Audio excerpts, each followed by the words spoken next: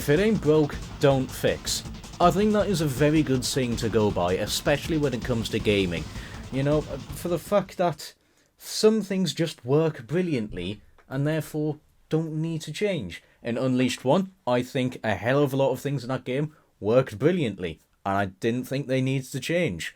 And in Unleashed 2, I am pleased to report that they didn't need to change that they didn't change much, because they didn't need to. Yeah, sure, there is a few tweaks here and there, and I'm not going to sit here and say this game is perfect. Sadly, it is not. It's still got some issues here and there. However, is this game awful? No, far from. I think this game is bloody brilliant. I really, really do. Do I think it's better than Unleashed 1? Let's get into discussing that now, and then I'll give you my conclusion. So, when it comes to the sort of the main areas of improvements, I think we'll start with that first, from going from Unleashed 1 to Unleashed 2. One of the big problems with Unleashed 1 was actually the cars. Not so much what was there, it was more how you upgraded them, how you obtained them, and things like that. They were the big problem areas. I think that majority of people would agree with me. So, if you aren't aware how it worked in Unleashed 1, you could get cars one or two ways. You could either get them in the shop, which is, you know, it's completely fine, dandy, no worries-ish, or you can open them in a loot box, which the loot box were 500 coins, so if you won one race in single player, you got a loot box, and you could open a loot box, have a chance to get in the car. You probably know by now how loot boxes work. Now, this system was problematic, especially for the shop, considering you had to play the game for a little bit under 2 hours in-game. That was the time the shop reset, and you only got about 6 cars anyway. So you had to spend a hell of a lot of time playing the game or sitting idling just for the shop to rotate and a chance that you may get useful cars or just stuff that's just complete crap. So yeah, that was a bit of a problem. And of course, you know, loot boxes. Now, in this game, it is improved tenfold. This system is brilliant. As you can see here, we've got a standard shop. Cars are a little bit more expensive. However, earning money in this game really isn't a problem. But you'll notice the fact that there is a lot more cars available per shop. A lot more. I think when I counted, there's about 20-ish around there that you can purchase at one time, which is very, very good for multiple reasons. The main one being you have more of a chance of getting the cars you actually want. Also, as well, you can, when you unlock secret vehicles, you can actually buy them again. I'm not sure if you can get rid of them. I'll have to check that. But they've also put in the DLC vehicles in here. Now, I know there's stuff to get in duplicates, so I found it interesting that you could buy DLC vehicles again. Not that you could get rid of the older ones, so there is that. But I don't know if that's genuine or if it's just a bug. The game had an update recently, but you can anyway. Now, let's say, for instance, all of these cars you already had. You know, it'd be a little bit of a disappointment, and you're wanting something new. The shop updates every 45 minutes, so already, an hour has been cut off from the time the shop resets. Not only that, you can see here, 350 coins. You can pay, get the shop refreshed, and there we have it. Oh wow, we've got the other... This is an interesting one. Bloody yeah, we've got 3 secret vehicles and the other derby car. Interesting. Yeah. So, there you are.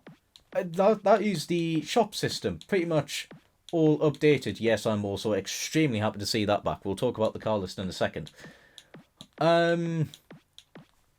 So, you know, there's the shop. A lot better system now. You know, you're getting your cars a lot more. There's a lot more frequently. A hell of a lot more options to choose from.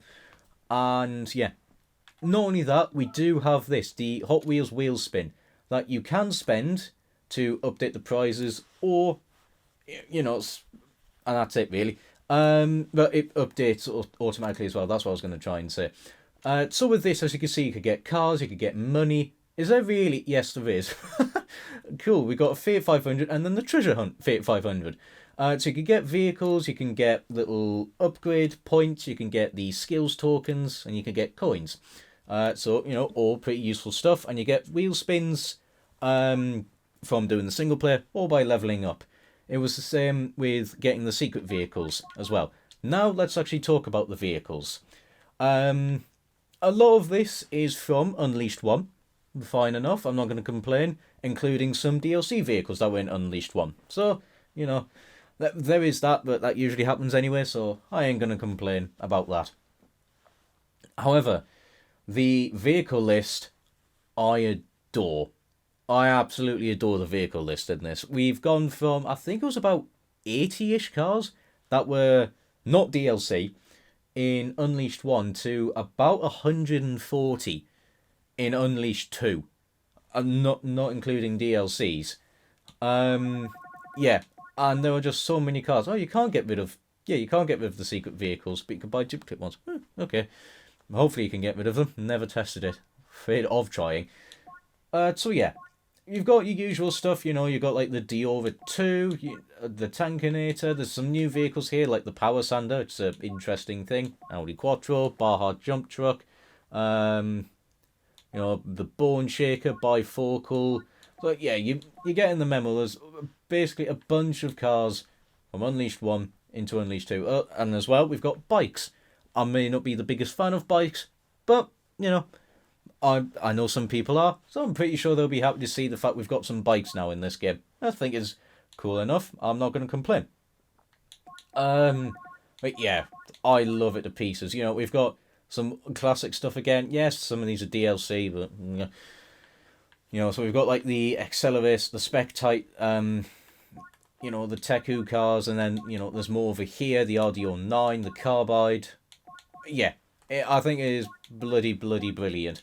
Also as well, I alluded to it a little bit before, yes, we have a lot more cars from from older Hot Wheels games. That makes me very happy. So, the 16 Angels, which of course I had to put on the Stunt Track Challenge livery on. And if we scroll over here, you already saw the MST Suzuka. Yes, I have put on the Velocity X livery immediately. Splitting Image 2, Solaire, Hot Wheels Prototype 12, Jet Set 3... managed to balls that up a little bit, the Way Too Fast, Seared Tuner, the Maelstrom, which I've actually got right in front of me right now. It's sitting on my hard drive. I've got the black one of this. So yeah, this vehicle list, I love it. I absolutely do love it because it's more of the same and then some. I think that's actually that's another good saying as well. It is fine to have things that were in the previous game, but if you improve upon it, then it's worth being a sequel. And this game, in my opinion, definitely is that. So we'll get on to upgrading vehicles as well. That was the another point of issues with other people. So, in Unleashed 1, the only way to upgrade cars is if you got gears, either by doing the single player or you had to scrap cars. In this, it works a little bit differently. So we'll pick, let's say I want to upgrade the Bone Shaker. So as you can see, this costs coins, or the little red spanner. Not only that, as you can see, it gives me new skill slots, and as you would expect, it increases the stats. So now the cars are split off into separate tiers: stock, powered, and ultimate. The menus, I think now that the vehicles have their own little upgrades and things like that, it is a lot nicer to get around until if you have a bunch of cars in one. And then, to be honest, like in Unleashed 1, it kind of made sense because you had the cars sort of separated in, well, sometimes. Sort of you had the common vehicles first, then you had the rare, then you had the legendary, then you had Super Treasure Hunt, and then you had Secret. In this, it's kind of just, I don't know, other than it's a thing. I would have thought there'd be some sort of ordering to it, but I can't figure it out for the life of me. But yeah, your favourite vehicles now have their complete own separate tab. Yeah, you can tell which ones are the favourites. So, yeah, that's the basic gist of things. So, I think it's now a good time to talk about the skills themselves. And I actually quite like them. They make quite a big difference. As you can see, each one pretty much has a benefit and drawback, pretty standard stuff. So, maximum grip here increases the handling, but reduces the boost charge gain while drifting. This one here, you can increase acceleration, but reduces the passive boost. Increases the power of boost, but decreases acceleration, etc. And then the obstacle one's pretty much to make you immune to certain things with no downside whatsoever. So the top line essentially makes your car faster off boost. The middle line makes your car faster on boost. Giving you more boost but reduces your car's normal stats. Unrestrained speed used to actually work differently. So it's interesting how they changed that, because before, that pretty much just gave your car more top speed at the cost of nothing. So I suppose that was a little bit overpowered. So they tweaked it. Completely fine enough. I'm not going to complain about that. Do I have any idea what the best set of skills to go for is? No. Not a clue. So I've sort of tinkered around a little bit, and this is sort of what I've been finding out sort of works for me. The things that are got the highlighted background is sort of what I use. I used to use this. I used to have this, but then when I tweaked it, I decided to dial it back a little bit. So that's sort of what I'm using for now. It works fine for me. No idea how good it is. But yeah, it gives players a little bit more customization on how they want their cars to handle and feel like. So no complaints from me there. As you can see, they have increased the amount of cars you can actually own at once to 486. You can have a hell of a lot of duplicates in this. What you can't have, though, which I think is still a shame and I think needs to be improved, is you can't have more than 100 slots for different liveries. And I think that is actually quite a big shame, and I think that is definitely an area that needs to be improved. Considering, yes, not all cars can be painted, however, there's more than 100 cars in this game, and we're going to keep getting DLC, where that number's going to keep increasing. So the fact you can only have 100 paint slots, I think, is a total bummer and should be improved. I definitely think that should be the next thing to look into. But not only that, you can actually change, you can buy little boost sound effects and boost colours. To spend a little bit more coins on. It's just a little bit of more customization. It's harmless, so I'm not going to complain too much about it. Right, okay, we're 13 minutes into the video, still haven't talked about gameplay, but really I think the menus is where it's improved the most. Livery editor works the same. Sticker editor, it's pretty much, from what I can tell, it's just like the livery editor, but you're just creating stickers and whatnot, and it's even got emojis because, yeah, I won't use them in the slightest. So, that's pretty much a deep dive into the menu itself. This is why I think this is where the game has improved the most over Unleashed 1. Just with, I think the layout's a little bit better, everything sort of in one section, all you could need. And then the sub-menus is, you get the different stuff, single player, split screen, blah, blah, blah. Right, okay. So, the new game modes. Obviously, in Unleashed 1, you just had the two. You had Quick Race, you had Time Attack, and that was it. In this, we've now got Driftmaster, Elimination, and Waypoint.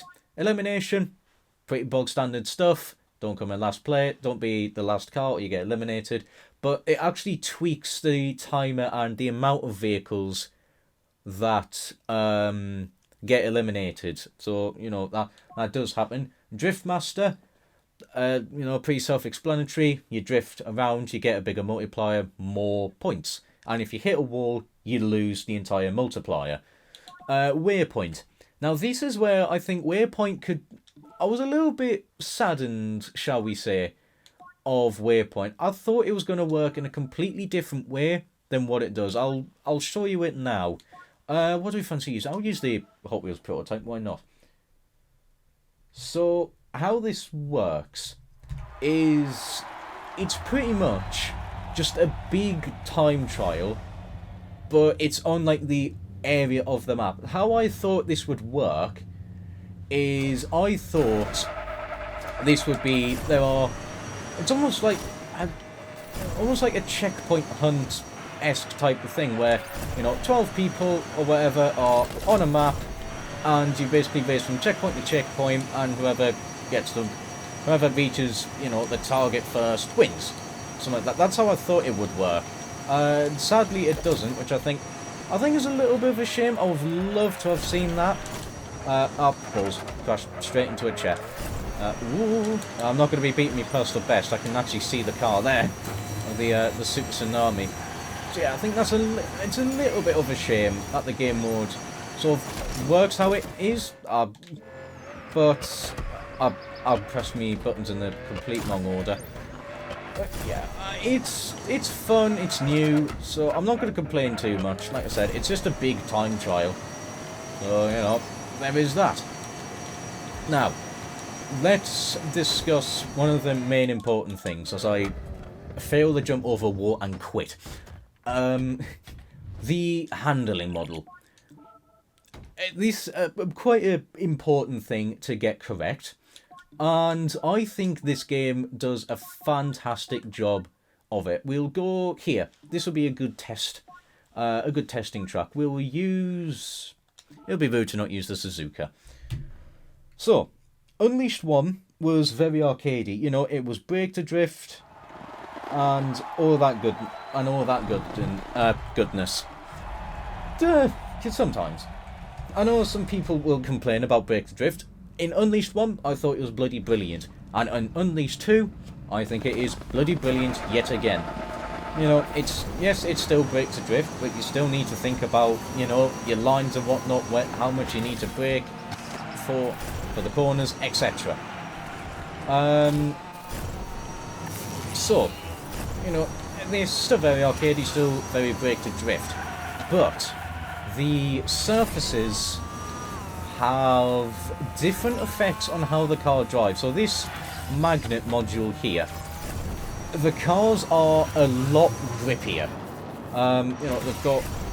They've got a lot more grip when turning normally, and drifting can be a little bit of a pain in the arse. And that's the main difference, which I do quite like that.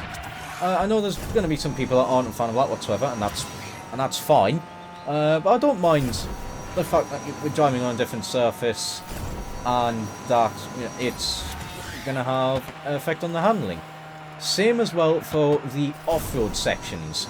So here in the backyard, as you'd expect, we've got grass to deal with, and as grass does, as you'd expect grass to do, it reduces the amount of grip that you have, which is where the vehicle classes come in a little bit. There's also another area in the arcade where you race on carpet, which slows your vehicle's top speed down dramatically. And again, off-road class negates that. So, the handling model, bloody brilliant. To me, it feels pretty much like I'd expect. I picked up, I played Unleashed 1 quite a bit, jumped onto Unleashed 2, immediately felt familiar with it, and, there was the subtle differences here and there, like I noticed with the magnet track and then the grass. But once I've driven them a few times, you get used to it very, very quickly, which I think is completely fine. As I was saying before, yes, the new car classes, which will tie in a little bit to the handling model, they all have their little strengths and weaknesses. The off-road class is pretty self-explanatory, as I was saying before. They are not affected by the off-roading stuff that the areas put up. So like I was saying, the grass and the carpet, they are completely immune to that. Rocket vehicles tend to be the cars that are fastest in the straight line. You've got balanced vehicles, which are like in your usual stuff as you'd expect. They're pretty good everywhere. So jack of all trades, master of none, but they're pretty solid. You've got drifter vehicles, which handle drifting, as you would expect. You've got a little bit more control over your car when it's sideways. Yeah, it's got a little it's got a little bit of detail. So as you see there, best choice for drifting with more control. So, as sort of I was saying there, but in a pretty bad way, balanced in every aspect all around. Awesome on straight, so they tend to have the higher top speeds. And balls like that. We've got swift vehicles tackling any kind of curve in the most flexible way. So I think they're probably the best when you're not drifting. They're going to be able to take some of the corners, and they're going to have, I think, more effective turning out of not drifting.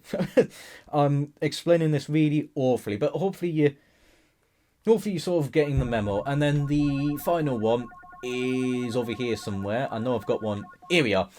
Heavy duty. Now these vehicles are basically, they're very cumbersome. They're very awkward to drive. Very heavy. Very, all of the descriptions like that. However, they have the advantage of having some of the most amount of boost out of any class.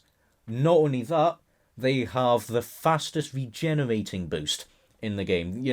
These get their boost back very quickly, and as I was saying before, they have a lot of boost to coincide with that. So yeah, each class has its own little benefit and drawback. I don't really know what the Rocket's drawback is. I couldn't tell you for the life of me. And yeah, that's pretty much all there is to it there. Yeah, so that's the handling model. We'll do this here, and we'll use a different vehicle. Now, the other big important, the other thing that I thought was very, very good in Unleashed 1 was the tracks. In Unleashed 1, there was a good amount of tracks that I adored. Bridge overtakes, snake slalom, snakes in a duct. Those tracks are fantastic. I love them.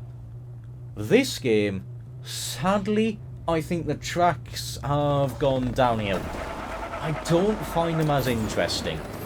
I'm not going to say that they're bad, because they're not. They're still quite fun, in my opinion. But I don't find them as good. I find them too simplistic. And I think they're sort of doing it so that you can experiment a little bit more, sort of show off the fact that you now got the jumping and the side swipe a little bit more. But I think at that it came at the cost of making the tracks, feel very unique in a way. They're sort of, I think they're just too simplistic. They don't really feel like the old crazy stuff that Unleashed 1 offered you. Yeah, so I think it's a little bit of a shame. And some of the gaps utilising the jump and the side swipe, sometimes you actually get pretty nice warnings like that one there, and sometimes it is very easy to miss, especially when you're racing at full pelt and you've got a close battle. Sometimes the warnings telling you, oh, by the way, you need to jump, can be quite easy to miss. That has definitely caught me out a few times when learning the tracks and whatnot. So there's a little bit of advice there. Just look for the yellow signs sort of by the walls. They're quite important to pay attention to. Yeah, sort of like there. So the tracks, yeah, a bit of a downgrade, which coincides with another problem: the AI. Now, in Unleashed 1, they had an unfair speed advantage in the higher difficulties. But with that game, you were able to sort of compete against it a little bit in terms of the tracks were a lot twistier. So therefore, sort of if you were taking the better lines than the AI, you could get away with it a little bit more. In this, with the more simplistic design, it feels like they focus so much on straight line speed that on the harder difficulties, the AI become just impossible. And I don't really think that's that good. I think that's a bit of a problem for the fact that the AIs yet again have more boost than you and a higher boost speed than you. I don't think they have a higher normal top speed, especially if in the rocket vehicles you could probably outpace a few of them. Yeah, definitely on boost they are just better than you in practically every single term. Also as well, it might annoy some people, they are a big fan of using the sideswipe to screw you over. They use it very, very frequently. I mean, in the same token though, you can use it yourself, so kind of a swings and roundabout situation. They can do it to you, but you can do it back to them. The other problem I have noticed with the track design, I think, is actually with the way the checkpoints sort of work. As you saw there, well, to those that have played Unleashed 1, you will remember the amount of shortcuts you could take. From the fact that you could get the checkpoint by going up whatever angle you fancied going through them. In Unleashed 2, they have definitely tweaked that, so now you can only really get the checkpoint if you are driving directly forwards. So it sort of reduces... Oops, it's been a hot... Christ, I've not really driven a drifter car that much today, so apologies for the bad driving. Yeah, so because of that, some of the shortcuts kind of sort of feel like they should be, but then are not because of that. And I think that's another problem. There are tracks that are definitely shortcuttable, do not get me wrong. But I feel like a lot less of them really are. And that was kind of a shame really. That was like one of the things that was quite good with Unleashed 1 was with the shortcuts, you know, it felt rewarding to actually learn, you know, spend time learning the tracks. You figure out these shortcuts and you realise how much of a time save they actually give you. But with this, yeah, it's sort of, it kind of does limit in certain ways. I mean, and others, if I can pull it off. Hey, I did. Yeah, so you can do stuff like that. They've also been a little bit cleverer with the checkpoint placements as well, making sure that you can't just shortcut absolutely everything. So yeah, that's... It's a little bit of a shame, but I just hope that... Because I know for a fact we're going to get expansions. So all I can hope for really is that in the expansions we just get a little bit more creative stuff, a little bit more tracks like there were in Unleashed 1. I just find these too simplistic, to be honest, especially with what we got in the last one. Multiplayer. Well, I will talk about this real quickly. I know some people have said they've had problems getting it to work. I've tried multiple times and I've gotten onto the multiplayer completely fine, no worries. With multiplayer, they have listened to what I said how it should work, and it does. You vote for the track first, and then you vote, and then you pick your car. That is absolutely brilliant. I'm not going to do a multiplayer race, by the way. I'm literally just going to show it off. Yeah, so that system, definitely better. Making you vote for the track first, as you've seen here, and then you pick the car. And again, we get custom player games, tracks. So, you know, I'm grateful for the fact that we've got this again, because that was always, I always loved that. Where in the multiplayer you could get some amazing player created tracks, and then others you can't. Right, okay, so there we are. You get the memo. I'm not going to do a multiplayer race.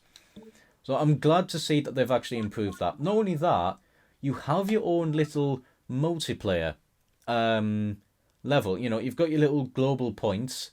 I haven't done much. You've got your own little online level, which gets you more rewards. It pretty much just acts like a normal XP level up. So you get money, upgrade tokens, skill points, and wheel spins.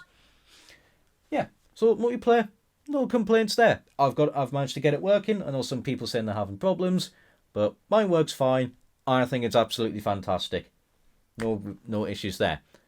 Now, we will talk about the single player, and then I'll finish off with like the track builder and things like that. I think I've pretty much talked. Yeah, I'll finish off with the track builder. It'll be very quick, don't worry. The single player, the main campaign, if you will, it actually now does have a proper like a proper story to it all.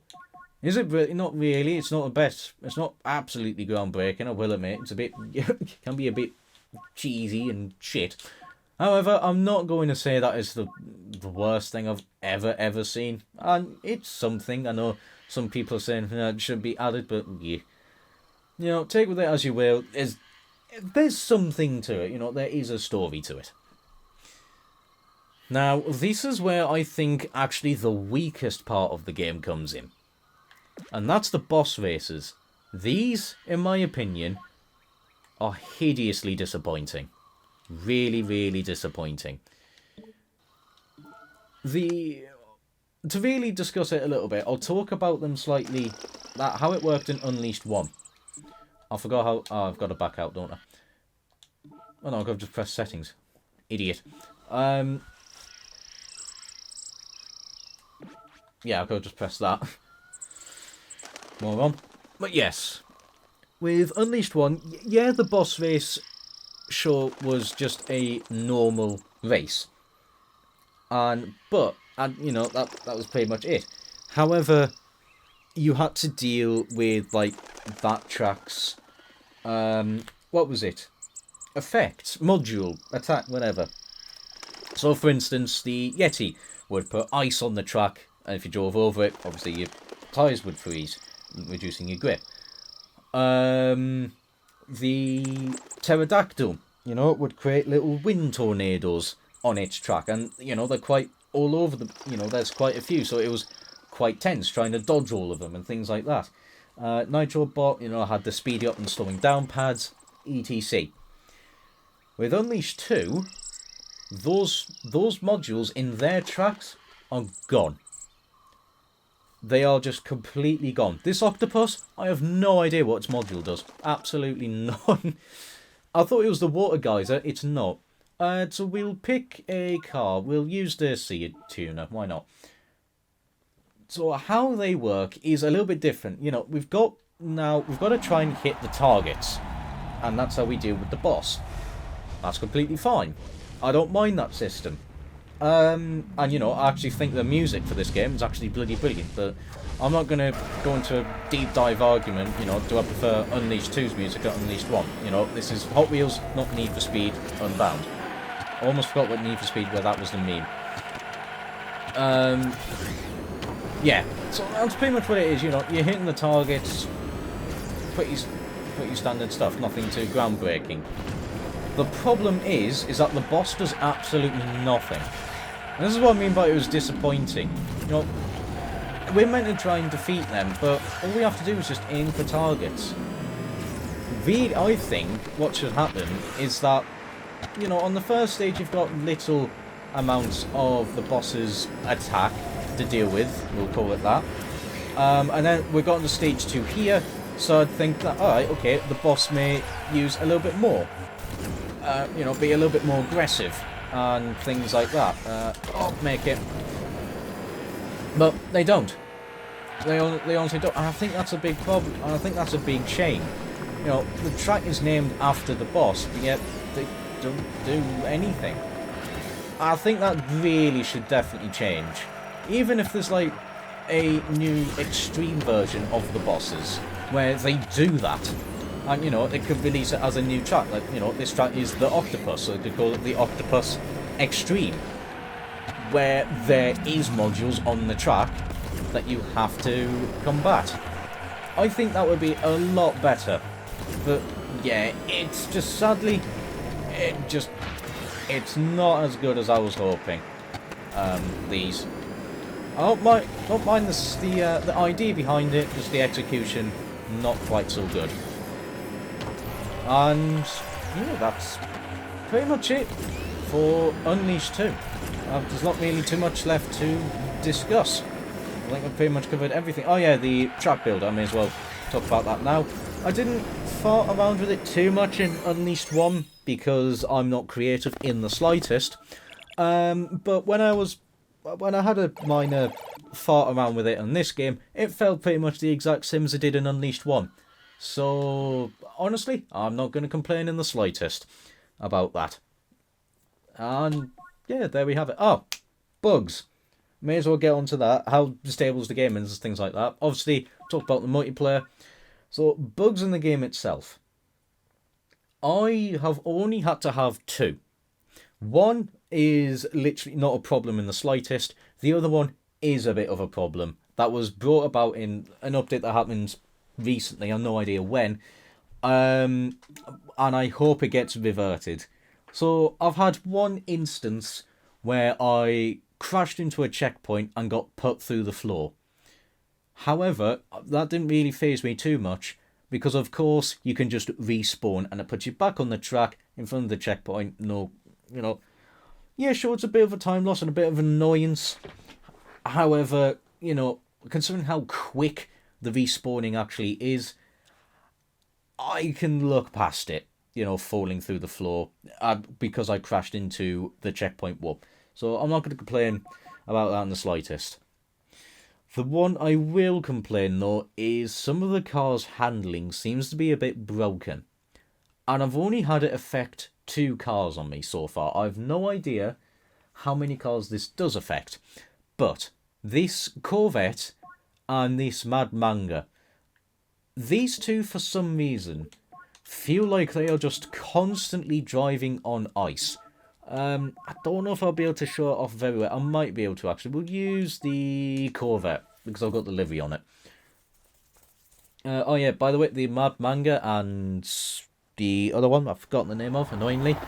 Both of them are free DLC. I know people complain about that again, that I'm not the biggest hater on it, to be honest. I'm fine with it, as long as it's good and interesting. So yeah, I think the handling mode, yeah, you can probably see it there. Alright, okay, Mitnell was pushed into the wall by the AI. Oh god, carpet. This might actually help. I think you can see it a little bit. I don't know whether that... Oh, Jesus Christ! Oh, God, come on, please. There we go. Yeah, it feels like it is just driving on ice.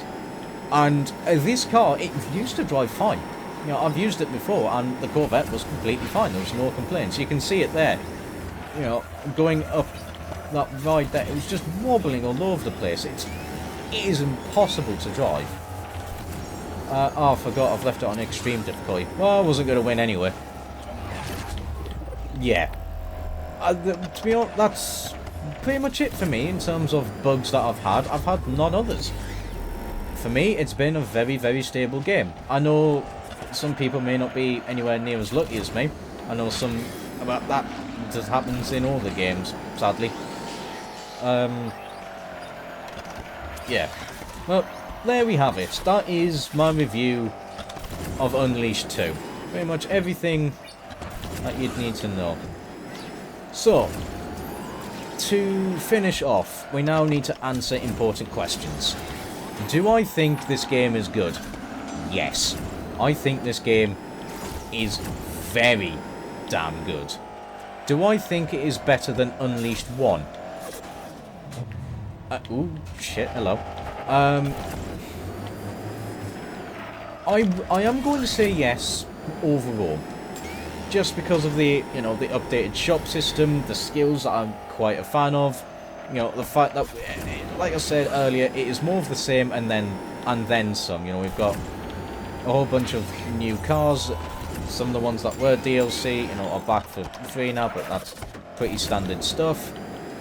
And some of the new additions that were added to the game are just from classic Hot Wheels games, and I am so happy to see them. So yeah, I would rate this higher than Unleashed 1. Do I think this deserves the racing game of the year? Yes, I generally do. This is my vote.